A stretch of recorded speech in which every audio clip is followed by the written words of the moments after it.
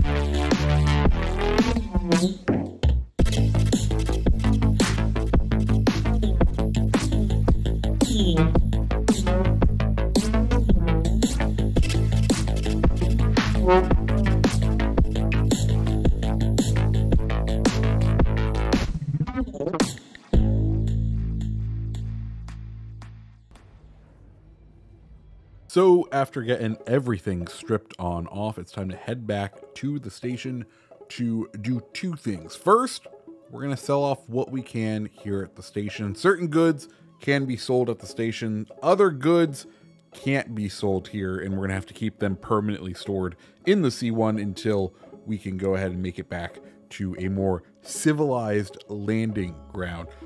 Here we are at the admin offices. Let's see what the totals on the cargo we have are.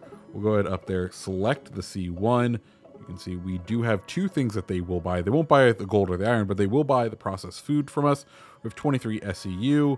It's going to give us 4.106 thousand credits. Absolutely wonderful.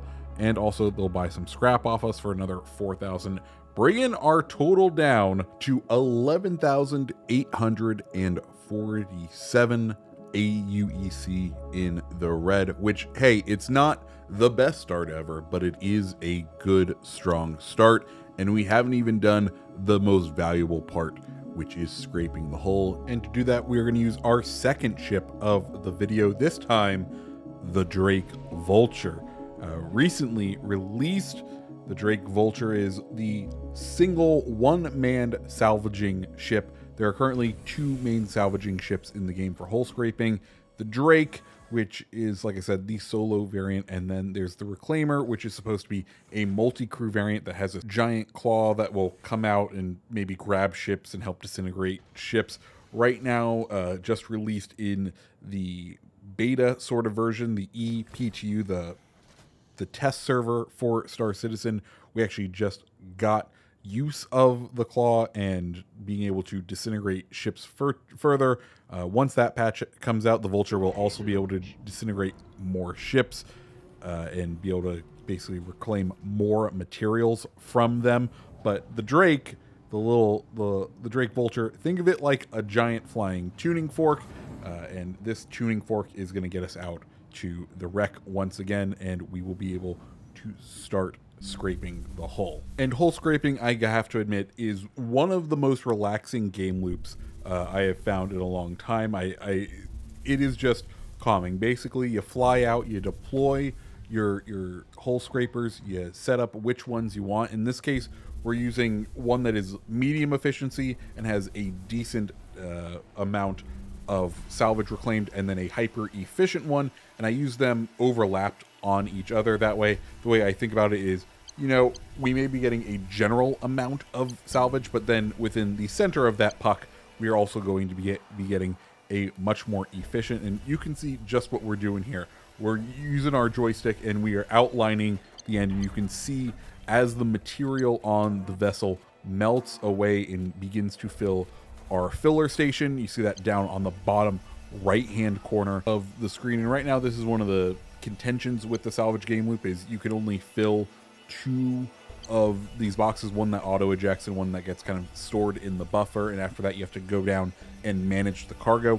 On the next patch though, they are basically expanding the Vulture's capacity to hold its full cargo's worth within its buffer. So that means you're going to be able to fill up the buffer of 14 containers, and then after the job is complete, go down, manage your cargo, and fly back to sell it off. So that's exactly what we're going to do here. Fast forward to a point where we have finished scraping the hull.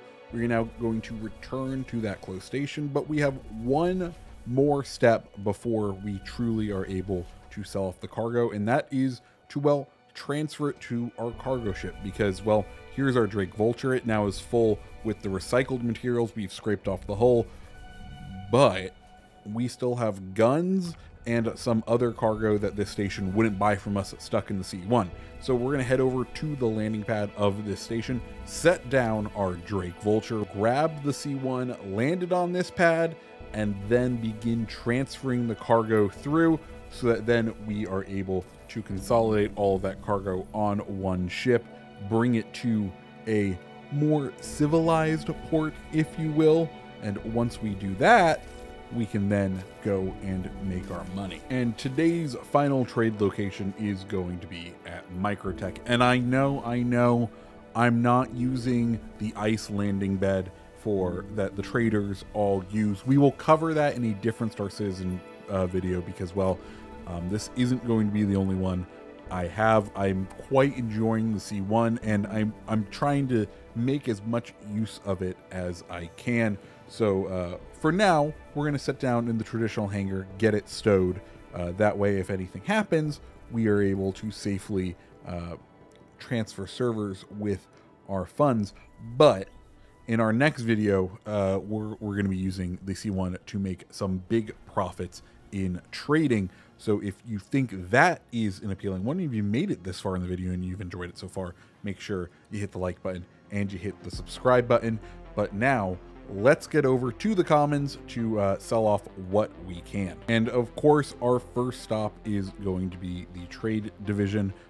Here we are going to intend to sell off our larger items, that being the recycled components that we scraped from the hull, the gold that we picked up, and some of the iron, because those are refined materials that Microtech will buy. The first thing up on the auction block is going to be the gold, and that's going to net us 7,484 aUEC, bringing our total down to negative 4,363. After that, let's go ahead and sell those recycled components for 46,200, bringing us into the green for this job to 41,837. But we still have more. The iron's going to net us another 803 aUEC, bringing our refined materials haul and total profit now for this job to 42,640.